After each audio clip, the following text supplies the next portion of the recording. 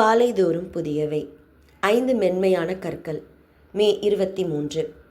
கர்த்தர் பட்டயத்தினாலும் ஈட்டியினாலும் இரட்சிக்கிறவர் அல்ல என்று இந்த ஜனக்கூட்டம் எல்லாம் அறிந்து கொள்ளும். யுத்தம் கர்த்தருடையது. 1 சாமுவேல் 17:47. தாவீது கோலியாத் சம்பவத்தில் கற்றுக்கொள்ள வேண்டிய பாடம் என்னவென்பதை பார்ப்போம். தாவீது ஆடு மேய்ப்பவன். கோலியாத் மிகப்பெரிய பயிற்சி பெற்ற திடகாத்திரமான மிகவும் உயரமான வீரன். ஒரு ஆடு மேய்க்கிற சிறுவன் எப்படி அம்மிகப்பெரிய கோலியாத்தை வீழ்த்தினான்? தன் தடியை கையிலே பிடித்து கொண்டு ஆற்றில் இருக்கிற 5 கூழாங்கற்களை தெரிந்தெடுத்து அவைகளை மேய்ப்பருக்குரிய தன்னுடைய அடைப்பையிலே போட்டு தன் கவனை தன் கையிலே பிடித்து கொண்டு அந்த பெலிஸ்தன் அண்டையிலே போனான். 1 சாமுவேல் 17:40.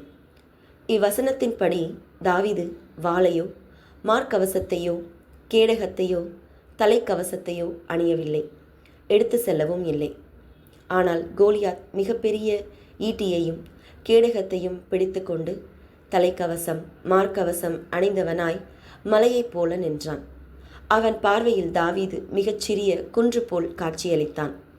மேலும் கோலியாத் தாவீதை பார்த்து ஏளனமாக சிரித்தான். ஆனாலும் தாவீது கோலியாத்தை ஒரு சிறு கல்லை எறிந்து அவனை வீழ்த்தினான்.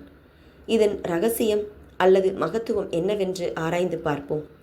தாவீது 5 கூழாங்கற்களையும் கவனையும் எடுத்துக்கொண்டு கோலியாத்தோடே போர் செய்ய சென்றான். மென்மையான கூழாங்கற்கள் ஆற்றிலிருந்து எடுக்கப்பட்டவை. ஆற்றில் விழுந்த கற்கள் தண்ணீரின் வேகத்தினால் அதன் கூர்மை முரட்டுத்தனம் நீங்கி மென்மையான கல்லாக மாறுகிறது. இந்நிகழ்வு ஆன்மீக தாக்கங்களை கொண்டுள்ளது. அதாவது நம்மில் உள்ள கோபம், முரட்டுத்தனம், பொறாமை, எரிச்சல், பகைமை, இப்படி மோசமான குணங்கள். தேவ நீதியாகிய அவரது வார்த்தைகளை எப்பொழுது தியானித்து கொண்டிருந்தால் உயிருள்ள கண்மலையாகிய கிறிஸ்து நமக்கு அரணாய் இருப்பார். அப்படி இருக்கும்போது எதையும் எதிர்கொள்ள நமக்கு துணை நிற்பார். தாவீதின் 5 கற்கள் ஆவிக்குரிய பாடங்களை கொடுக்கிறது. அவன் ஒரு கல்லாலேயே கோலியாத்தை வீழ்த்தினான். ஆனால் ஏன் அந்த 5 கற்களை எடுத்து சென்றான்?